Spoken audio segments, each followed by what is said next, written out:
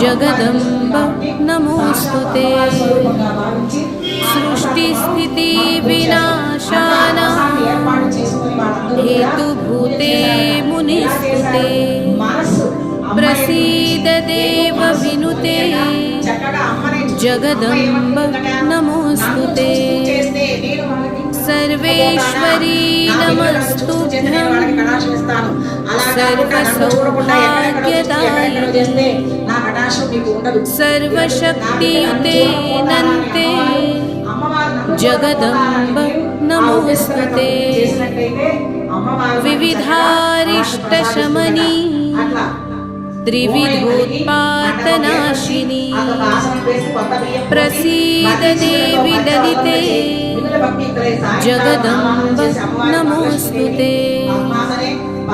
प्रसीद करुणा सिन्धो त्वत्तः कारुणिकोपरा।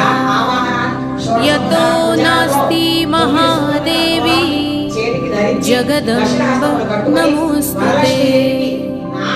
शत्रुञ्जहि जयन्देहि सर्वान् कामांश्च देहि मे। भयं नाशय रोगांश्च जगदम्ब। అట్లా చేసి అన్ని నివేదన చేసి ప్రదర్శనం చేశారట. వాళ్ళు ఎప్పుడైతే అమ్మవారికి మనసా వాచా కర్మణ ప్రదర్శనం చేశారో, ఒక ప్రదర్శనం చేయగానే స్త్రీలందరికీ కూడా కాళ్ళ ఎందు గల్లు గల్లు అని ఒక శబ్దం కలిగిందట. ఆ కాళ్ళకి చూసుకుంటే గజ్జలు వచ్చినాయట. గజ్జలు లేని వాళ్ళకి కూడా గజ్జలు వచ్చినాయట, ఉన్న వాళ్ళకి కూడా గజ్జలు వచ్చినాయట, ఆభరణాలన్నీ వచ్చినాయట. మొదలు స్త్రీ అందరూ కూడా ఓహో వరలక్ష్మి కటాక్షం వల్ల గల మాకు ఇవన్నీ వచ్చినాయి అని చెప్పి అనుకున్నారా.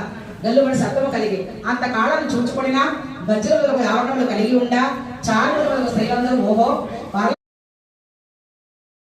నమస్తే సర్వలోకానాం జనన్యే పుణ్యమూర్తయే శరణ్యే త్రిగద్వందే విష్ణు వర్షస్థలాలయే అని అనేక విధముల స్తోత్రము చేసి, ఓ జగజ్జనని నీ కటాక్షము కలగనేని జన్ములు ధన్యులవుతారు, జన్ములు ధన్యులవుతారట. విద్వాంసులకు సకల సంపన్నులు అవుతారట. నేడు జన్మాంతరం చేసిన పుణ్య విశేషము వలన మీ పాదదర్శనం అని చెప్పని చెప్తుందట. నేను ఏ జన్మలో ఎంత పుణ్యం చేస్తూ అమ్మ కలగాలి అంటే నేను ఎన్నో చేసుకోవాలి, అమ్మ యొక్క పాదాలు పట్టుకోవాలి అంటే త్వరగా ఎవరికి కూడా అనుగ్రహం కలగదు. అమ్మ పాదాలు పట్టుకొని మనకి ఏ కష్టం వచ్చినా కూడా అమ్మ నీవున్నావు అని చెప్పి శరణ కోరితే అమ్మ అనేది వాళ్ళని కటాక్షిస్తుంది. అలాగే ఆమె ఏ జన్మలో ఎంత పుణ్యం చేసుకుందో అమ్మవారి యొక్క అనుగ్రహం ఆ చారుమతి దేవికి కలిగిందట. అప్పుడు నిద్ర లేచిందట, ఆమెకి సంతోషం వచ్చిందట. ఆమెకి